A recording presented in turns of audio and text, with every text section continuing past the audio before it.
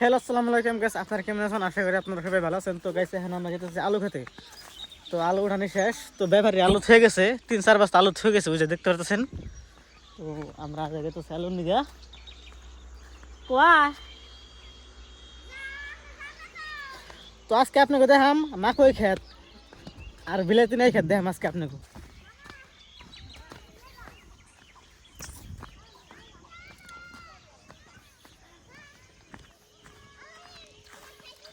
তো guys finally আইলাম আমার মাকই খেত, বিলাতি নাই খেত। দেখেন এই যে এটা আমার খেত, আমার খেত ওই জন্য আছে, ওই যে অনকার ভিডিও দিয়েছিলাম। তো দেখেন এই দেখেন মাকইয়ের ছাঁচ দেখেন কি সুন্দর, এই যে দেখ পাল্লাগা, এই যে বিলাতি নাই গাছের সাইজ দেখেন আপনারা, দেখ পাল্লাগা ডাইরি। এই যে দেখেন এই খেতে আলু আসাল আলু উঠানি শেষ। এই ব্যাপারে 2 বস্তা থয়ে গেছে, আধা বস্তা 1 বস্তা থয়ে গেছে, এই যে দেখতে পাচ্ছেন আলু দেখি। আলু ছোট আলু কিন্তু বড়টা বাইসে নিয়ে গেছে, এই দেখতে পাচ্ছেন আপনারা। এই যে আলুর সাজ দিন, এই যে আলু, এই ছোট আলু স্বাদ বেশি বড় আলুর থনে।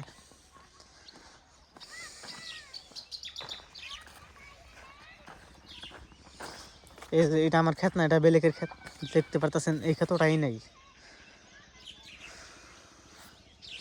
আবার আপনাকে দেখাম আজকে ফুল মাকই ক্ষেত, ফুল মাকই ক্ষেত, যে ক্ষেতে আলু বনে নাকি শুধু মাকই বুনছে। আপনাকে আজকে দেখাম মাকই ক্ষেত।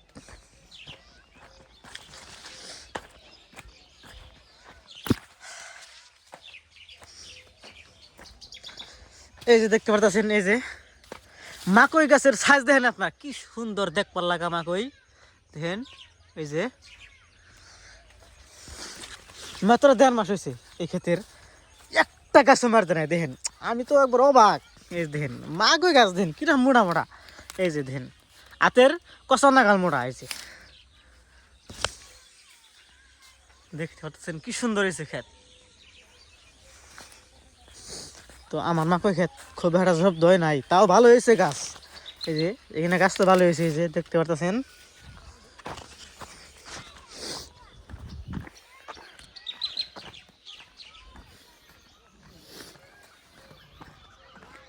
আবার ব্লগ বানামু কুসুম যেসব বিলাতি নাই বড় বড়, সেই টাইমে দেখামু আপনাকে বিলাতি নাই। তো আজকের ভিডিও এটুকুই। এই যে বস্তা ফালিয়ে দিলাম গলামিন, ফালাও না।